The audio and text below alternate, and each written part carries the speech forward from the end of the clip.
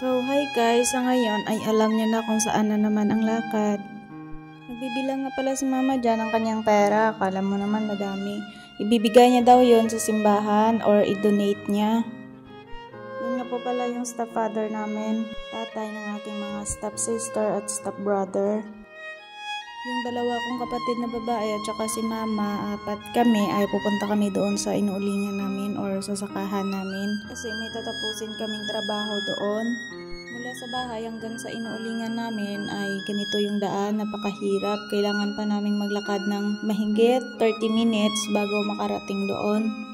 Pagkakataon na namin na matulungan na si mama dahil bakasyonis na at walang pasok.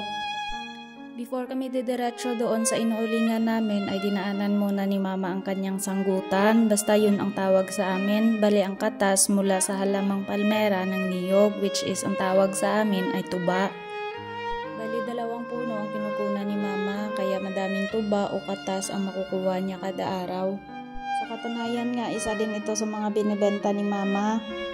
Tuwing hapon pa ito kinukuha ni mama, pero ngayon ay umaga dahil gusto namin uminom, kinuha niya na. Pagkababa ni mama, kinuha ko na yung tuba or ang katas ng niyog para sa lain kasi kailangan pa yan sa lain before inumin. At isa-isa na namin tinikman yung tuba. Napakatamis talaga sobra, especially pag tuwing umaga siya kukunin.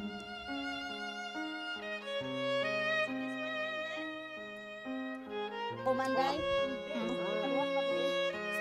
Sarap niyang tuba namin.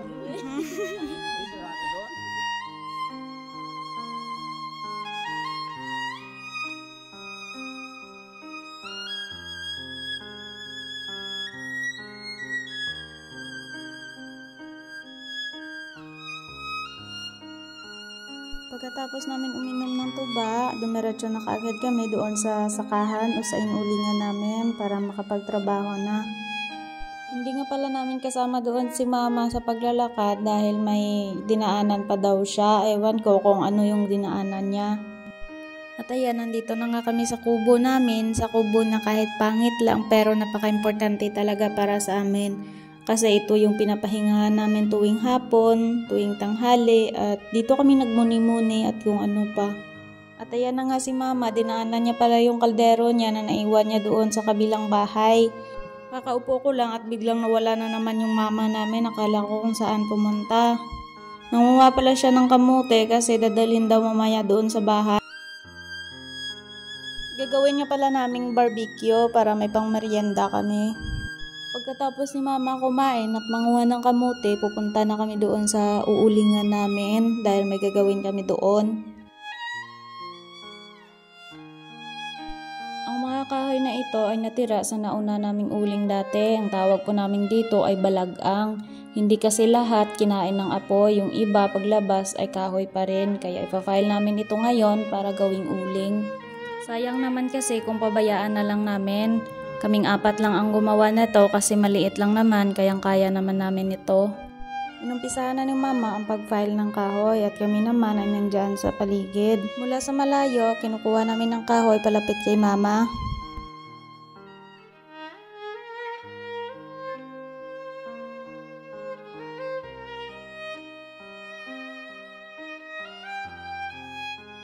Nandyan na yung mga kahoy sa paligid ni mama at malapit na. Kaya tinulungan na namin si mama mag-file ng kahoy. Nagtutulungan na kaming 4 dyan para mabilis. Napakainit na at kailangan na naming tapusin to kasi may mga lakad pa yung mga kapatid ko. Naglagay nga pala kami dyan ng trapal para tuloy-tuloy yung trabaho namin.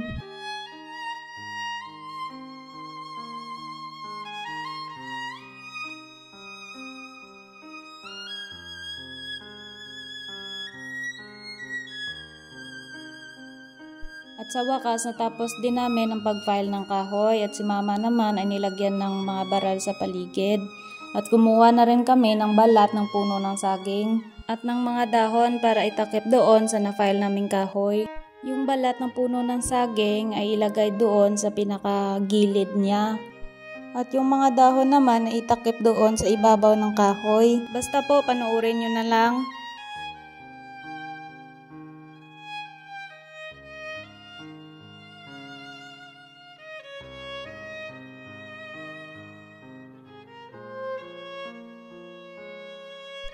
Dito ay dalawa na lang kami ni mama ang nagpatuloy kasi yung mga kapatid ko umuwi na dahil may mga lakad pa sila. Gumawa na ako dito ng pampaapoy kasi ang sabi ni mama pwede ko na daw sindihan.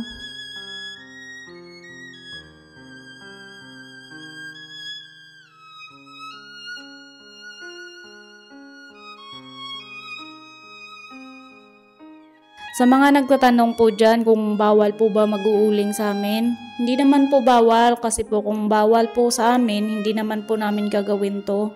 At sa wakas, natapos na din namin kahit dalawa na lang kami ni mama ang nagpatuloy. Guys, maraming salamat po sa patuloy niyong pagsusuporta sa amin. Hindi po namin kayo maisa-isa pero sobrang nagpapasalamat kami sa inyo. Hanggang dito lang muna kami. Ingat po kayo palagi and advance Happy New Year po sa inyong lahat and God bless po.